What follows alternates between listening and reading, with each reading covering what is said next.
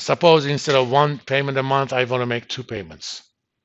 And I want to figure out what let's change back to 199. At 199, it's 563 and some change. What happens if I start making two payments a month instead of one? What's going to happen to my payments, do you think? Gonna go up or down? Down. The more payments, the more frequent payments you make, essentially, the less interest you pay, right? How can I do one thing and figure out what my bi-monthly payments are? I need to do only one thing. What do you think?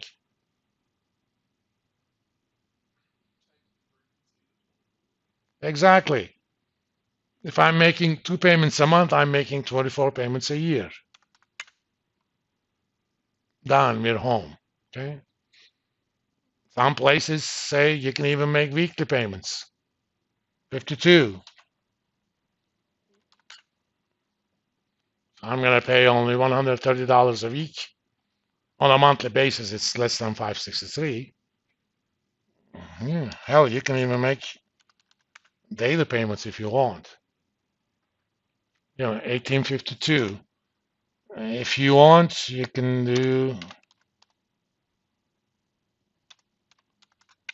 a pay. What? Oh, not negative 24. Hourly payments.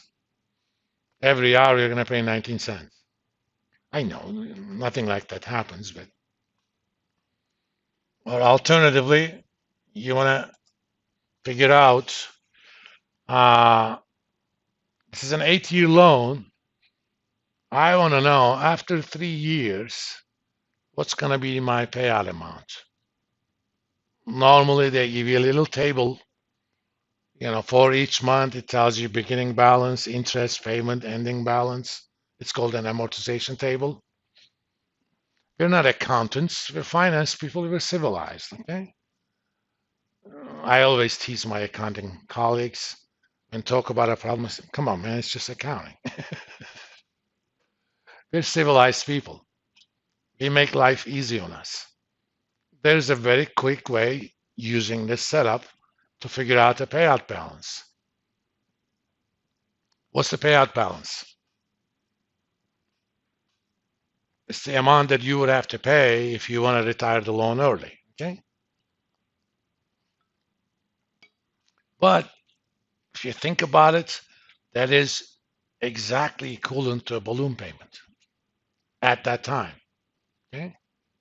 So I want to know the payout balance at the end of 3 years. So let's get this back to 12 years monthly.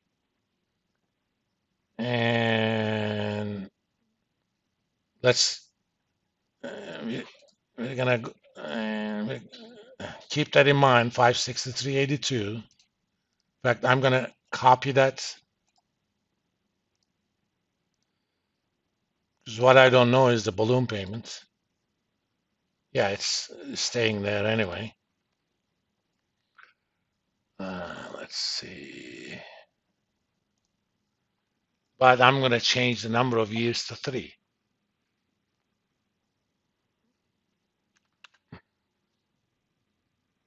So 3 years from now, if I make the monthly payments, the original monthly payments, I can pay 32,175 and some change and close out the loan. If I want to know the amount after 4 years, done. We basically took the same problem, converted to something we know how to do. The thing we know how to do is, given the payments and maturity, we know how to solve for a balloon payment. Okay. Now we took the problem to figure out the payout balance. The math part, I shouldn't say math, the actual math part is to make the equivalence between that balloon payment and the payout. Payout balance is equal to the balloon payment that you would have to make at the end of a shorter loan. That's all there is to it. Now, that is the power of mathematics. Because I taught you until now only two things: how to calculate present value of an annuity with a balloon payment, and how to use this to figure out the unknown. So you took a seemingly unrelated problem, figuring out the payout balance, which people normally do using an amortization table. You realize, oh, this is the equivalent to actually a PV problem with a balloon payment, with a shorter loan. Done. That is mathematics. Writing that formula is just busy algebra. I'm not poo-pooing it, but it's not civilized, okay?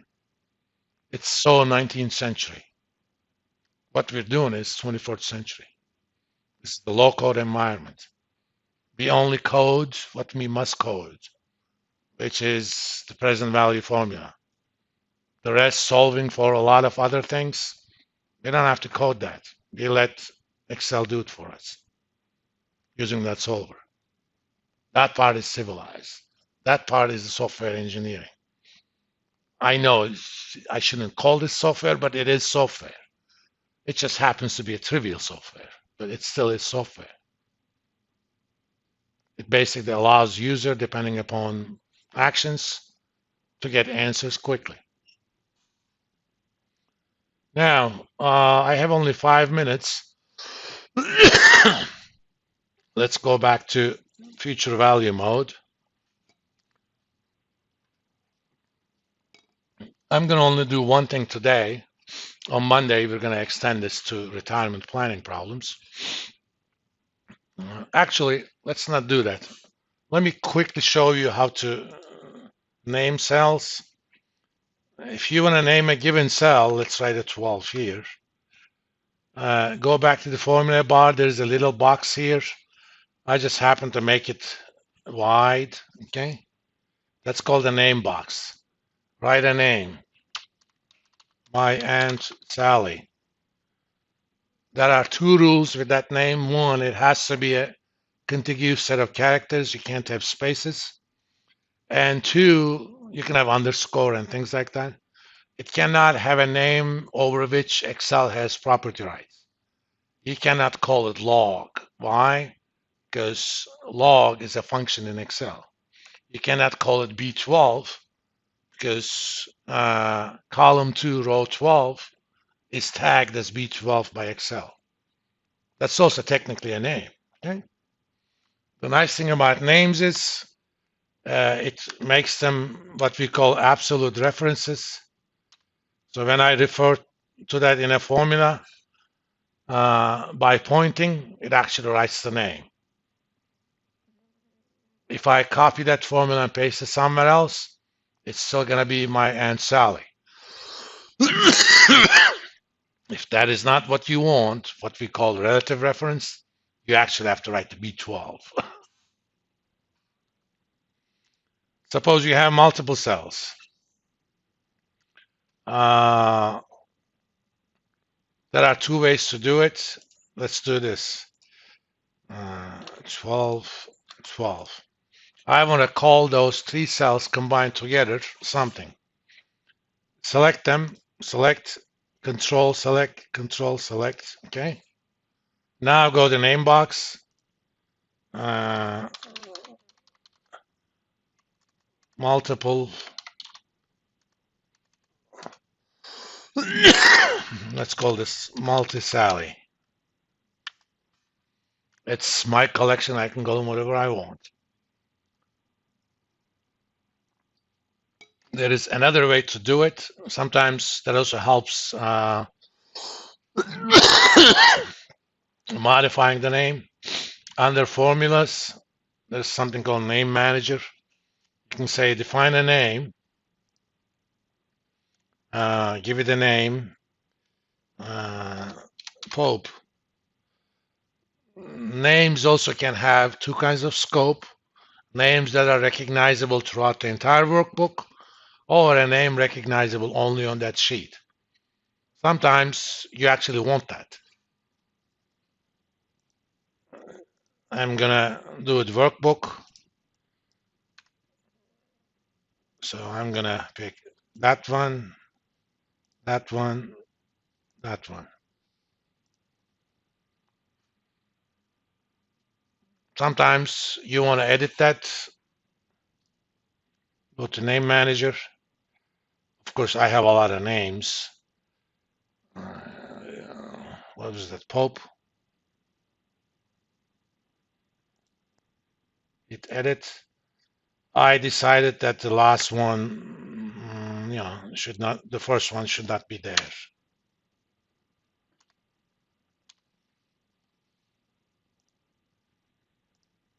Now Pope refers only to these two. Okay. Those names are important. For example, when I'm doing double click stuff, anything over here on the value portion of the options table is called double clickable stuff. Okay. If you actually go to code for that, I call that solver lights. Okay. Any cell in the collection that is named solver lights, if that is double clicked on, this macro is going to work. I mean, all it's doing is, if it's the setup mode cell, it's going to do 1 versus -1. The other, there's a little macro toggle lights. It goes through between 0, 1, -1. That's it. Any other cell is double clicked, nothing will happen. I could do that because I named that cell. I don't have to remember where they are. If I add another cell that's going to have that format, all I have to do is change the definition of solver lights. Basically, to the end, add something. That's it, done.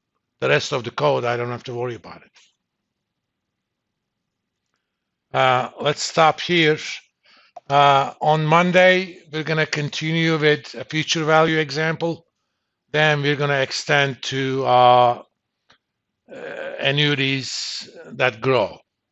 Okay, and they're more important for retirement planning kind of problems. I'll see you guys on Monday.